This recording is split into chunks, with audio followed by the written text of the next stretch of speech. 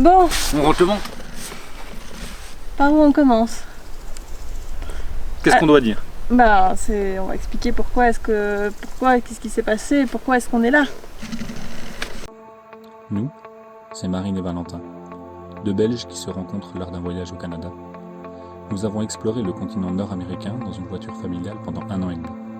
Aujourd'hui, nous voici sur les routes européennes avec Balavan, un jumper L3 H2 aménagé par nos soins. C'est parti pour la Balaventure. Avant de vous expliquer plus en détail ce qu'il s'est passé, reprenons au lac Salda où nous étions arrivés dans le dernier épisode.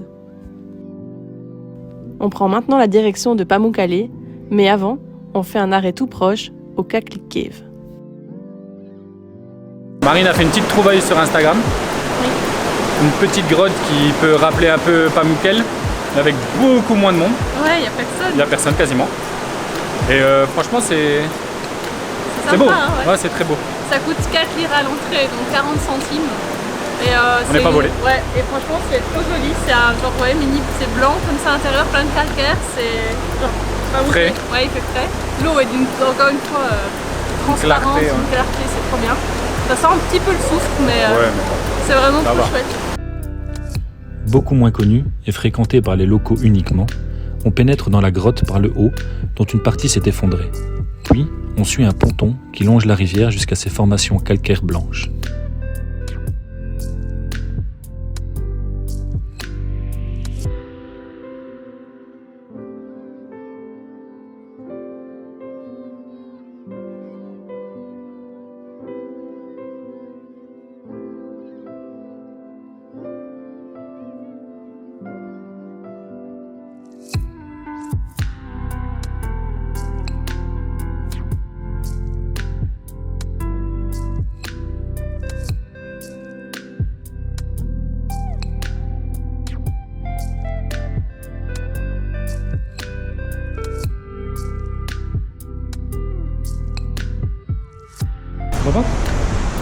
Ouais, il y a full chauve-souris.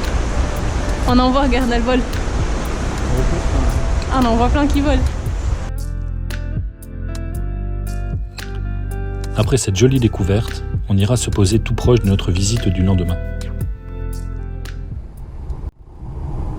Est-ce qu'on est revenu au Cappadoce? Pas du tout. Vu ma gueule, en tout cas, on s'est levé tôt.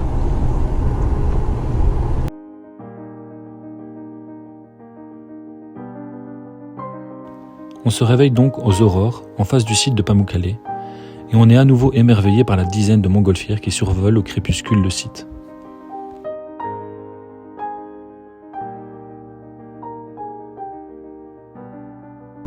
T'as vu le vligme.be?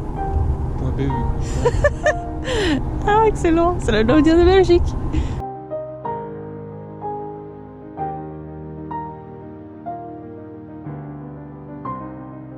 Une fois encore, la Turquie nous offre un spot incroyable, alors que nous sommes seuls face à l'un des sites les plus visités du pays. On savoure ce moment suspendu.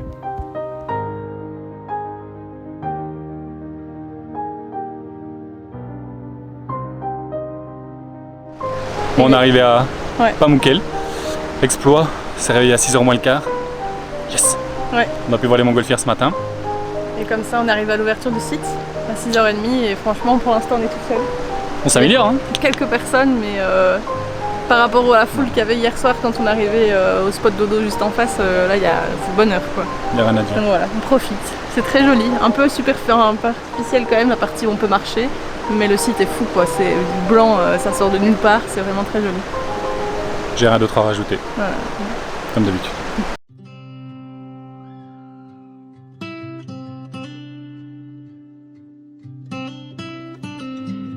Nous sommes dans les premiers à entrer sur le site et on se dirige directement vers la partie la plus prisée, celle où il est autorisé de marcher dans les bassins.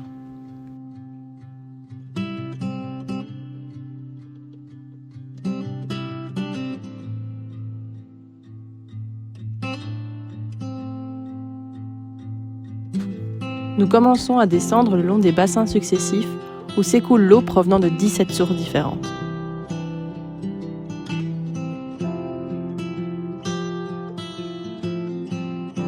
L'eau est naturellement chaude et est riche en minéraux qui viennent se déposer sous forme pâteuse dans le bassin avant de durcir progressivement lorsque l'eau s'évapore.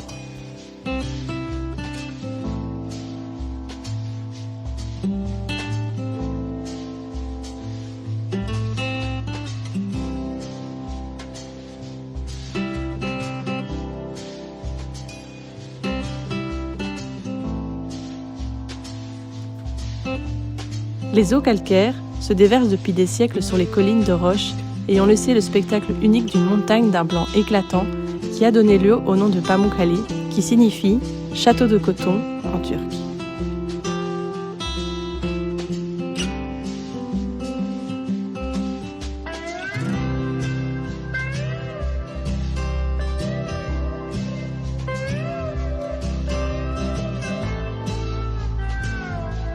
On profite pour patauger dans chaque bassin et au fur et à mesure où le soleil se lève, le blanc est de plus en plus éblouissant et l'eau turquoise.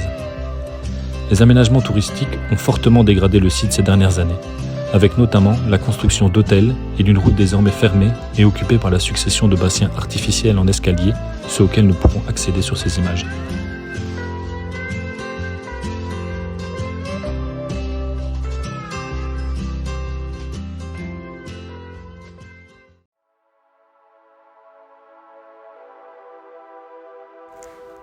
Après cette balade dans les bassins, on continue d'explorer le site qui est immense.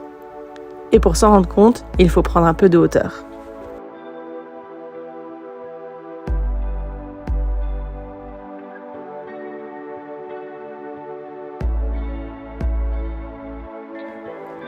L'écoulement de l'eau est également régulé et contrôlé. Les bassins naturels sont donc pour la plupart vides.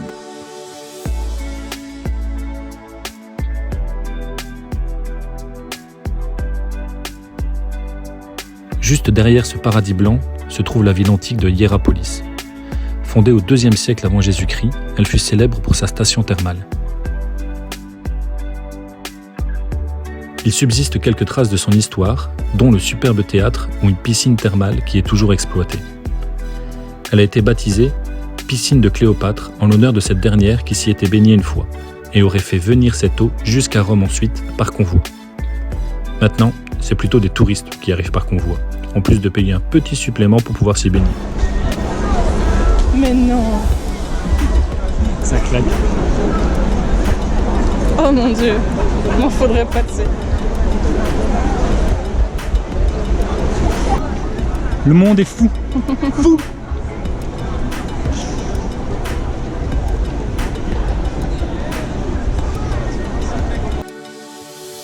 Il était temps pour nous de quitter Pamukkale.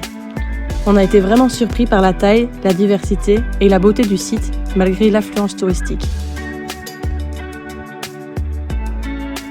Un conseil, si vous souhaitez la visiter, venez le plus tôt possible, car ensuite, à l'arrivée des bus, l'expérience ne sera pas du tout la même.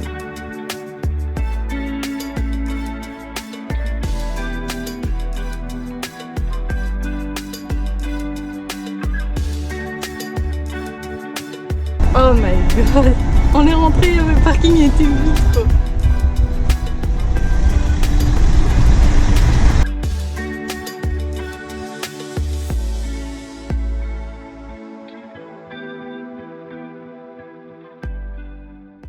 La Turquie n'était pas prévue au voyage.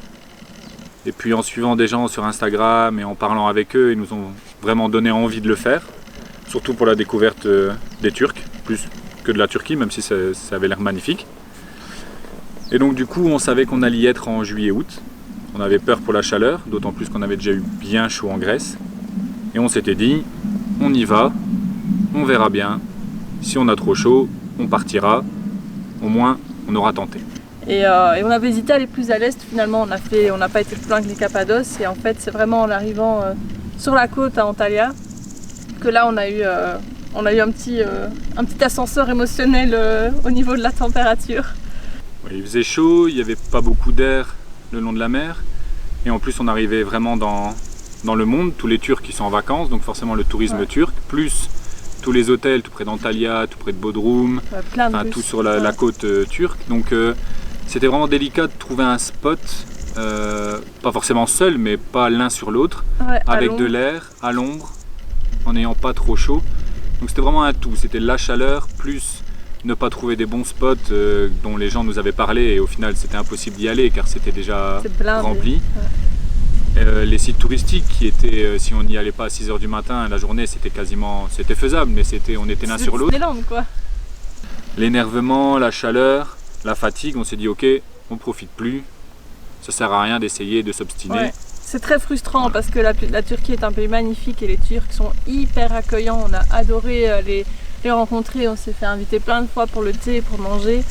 Et donc on avait envie de continuer, on avait vu des belles photos. Les lieux sont magnifiques, hein, que ça soit en fait à partir d'Antalya, Kas, Fethi, Bodrum, Izmir, tout ça, il y a des belles plages, etc.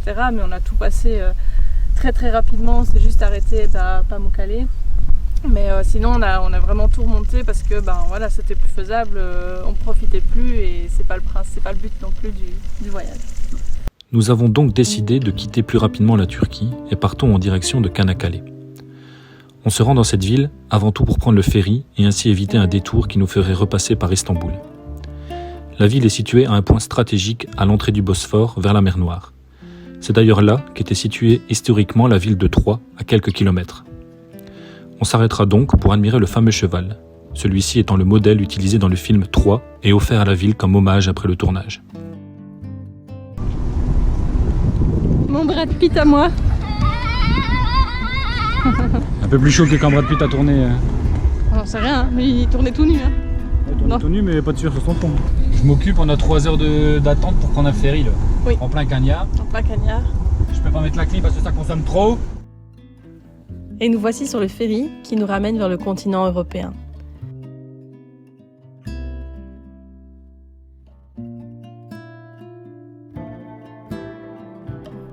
Notre dernier spot, dodo.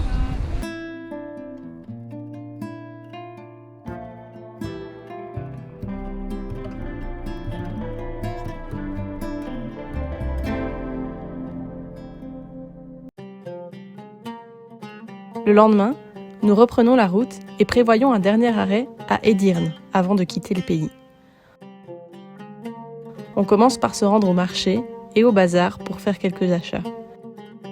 Les produits y sont beaucoup moins chers et puis on adore l'effervescence de ces lieux.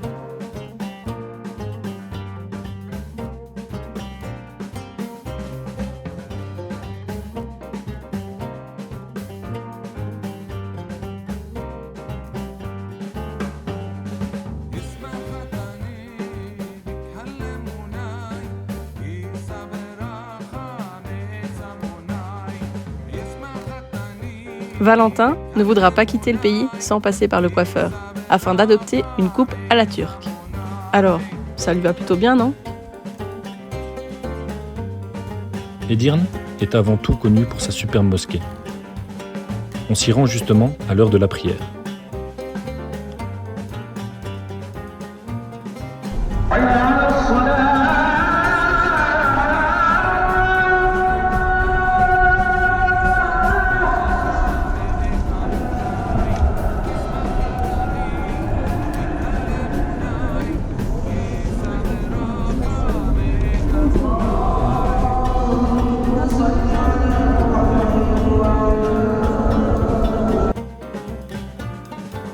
On s'imprègne une dernière fois de l'atmosphère agréable qui règne dans ces lieux. Et puis, nous arrivons à la frontière, où une immense file de camions s'étend sur plusieurs kilomètres, attendant de passer la frontière et nous rappelant la chance que nous avons de circuler si rapidement au nord. En tout cas, ça reste un pays inachevé, on va dire ça. Inachevé, mais tout ce qu'on en a vu, on en a été ravis. Et, ça donne envie d'y retourner. Et voilà, et on a pris le risque d'y aller au mois de juillet, on le savait. Nos proches nous avaient déjà dit qu'on était un peu fous. C'est le cas, on a eu bien chaud, donc voilà. Mais maintenant, on est ravis d'aller découvrir ce nouveau pays. On est désolé, il n'y aura pas beaucoup d'images du coup sur la fin de la Turquie parce que la chaleur, la fatigue, on n'était plus très motivés de filmer tout le temps ce qu'on voyait. Et notre on roulait beaucoup et notre état on était un peu tendu quoi. Donc voilà, mais maintenant on est content d'avoir un nouveau pays avec des températures qui semblent déjà plus acceptables. On sait être en plein soleil pendant 5 minutes en vous parlant, c'est déjà un bonheur. Sans suer et tremper. Et on espère qu'on va pouvoir vous faire découvrir la Bulgarie dans le prochain épisode. de façon assez sympa. Voilà. C'est bon? Ouais. Malgré ce départ précipité, on se dit que nous avons bien fait d'écouter notre instinct et de parcourir cet incroyable pays. On vous conseille vraiment d'y aller, de vous laisser porter par cette culture, ses habitants si accueillants et ses paysages bouleversants.